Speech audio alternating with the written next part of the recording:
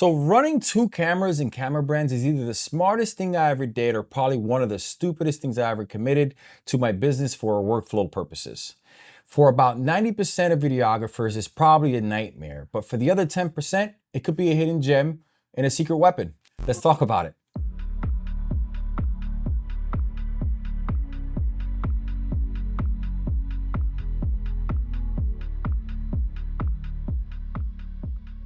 So what I actually did is I actually comprised a list of some of the good and some of the bad that I'm actually experiencing with running two different systems.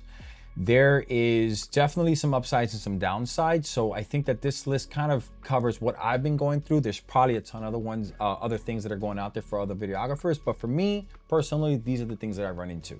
So let's talk about the first one. The first thing that I love about running two different systems, I shouldn't say love. The first things that I know about running two different systems is that you actually become pretty good at operating, foreign cameras. And the reason is because for me, for example, I've been using different cameras for the last 4 or 5 years. I haven't stuck to one system or the other. I've just been going with whatever is hot at the moment that I see on YouTube or a specific tool for a job. So learning different camera systems, learning how to approach different camera systems with, how they're exposed and how their audio works. I mean, that is beneficial. So I will say that that's probably one of the biggest upsides that I find when I run different cameras, running different camera systems. So that's something to really consider. Part of running different camera systems, it allows you to be able to use other people's cameras, which is actually pretty cool.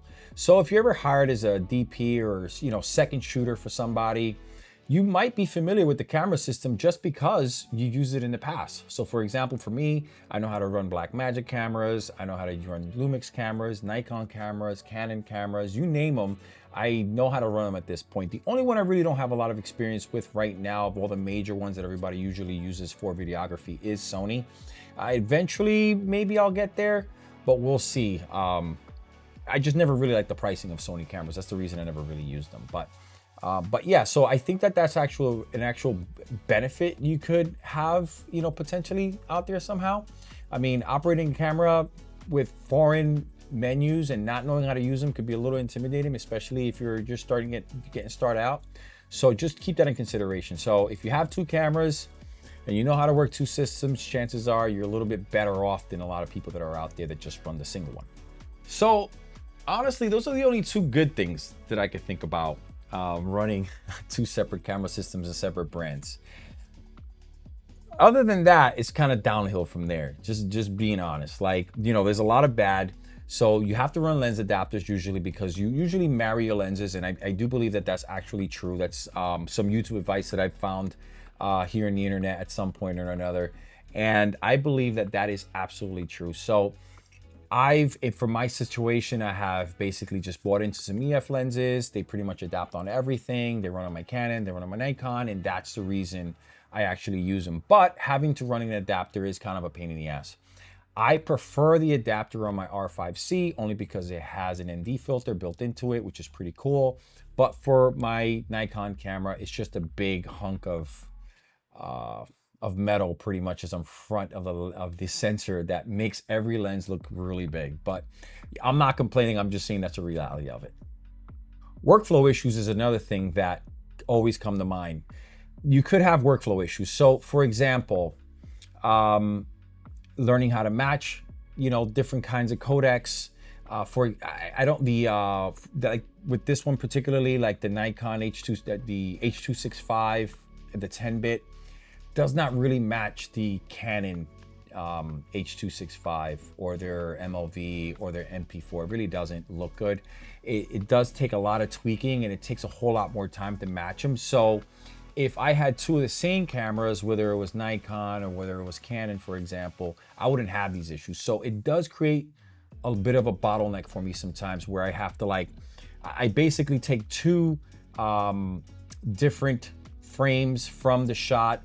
I put those together and then I start matching them as best as I can. Once I know what that combination that I do with both codecs or with both cameras, then I move on from there. But at that point, you kind of have to decide whether or not you want to go with the Canon look or with the Nikon look. It's kind of strictly up to you. I go with whatever looks best to me by the eye, but that can come up, and I think that it is a real workflow issue if you're being honest. This is a major one for me, rigging. So I tend to have a camera on a gimbal, but I like to be able to just slide it out of the gimbal and put it right on a tripod or in its own rig. It helps with speed. It helps with being able to, basically be able to run the same cameras in different setups. And it could really help when you're on set or when you're on a job. Being that I have to run my Canon totally different than I run my my Nikon, because they come with their strengths and weaknesses. For example, the Canon comes with a really bad battery life. I don't care if you have the new LP6 batteries for this R5 C. It's still not as good as this Nikon when it comes to batteries. So I'm gonna wanna run my Nikon on a gimbal so I don't have to really worry about running a battery pack or anything like that. If I had two Nikons, then chances are I would run that one on a gimbal and then one on a tripod, so that can become an issue.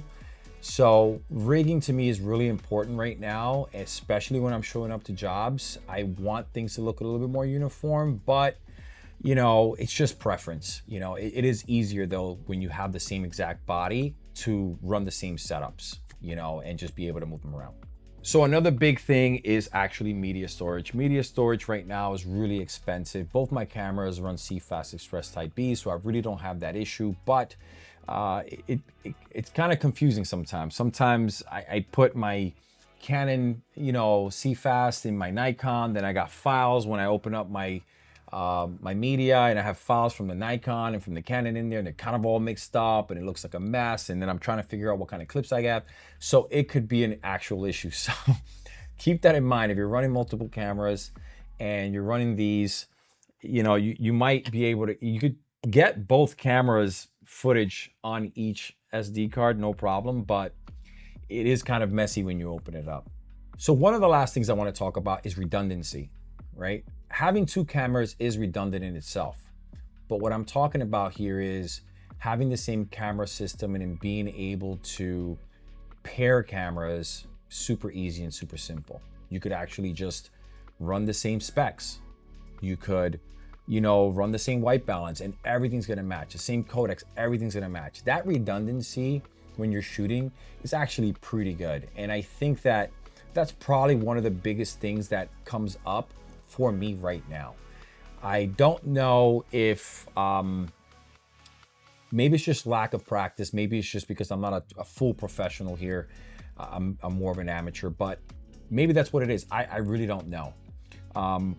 But that being said, redundancy is kind of important, and I think that that's what always comes up when I'm thinking about leaning towards shooting towards one system or the other. To be 100% honest, the reason I haven't gone all in on either one of these systems right now is because with the Nikon, for example, it really needs an update. If it had an update with maybe an H.265 10-bit codec that matches the Log 3G10 would be great.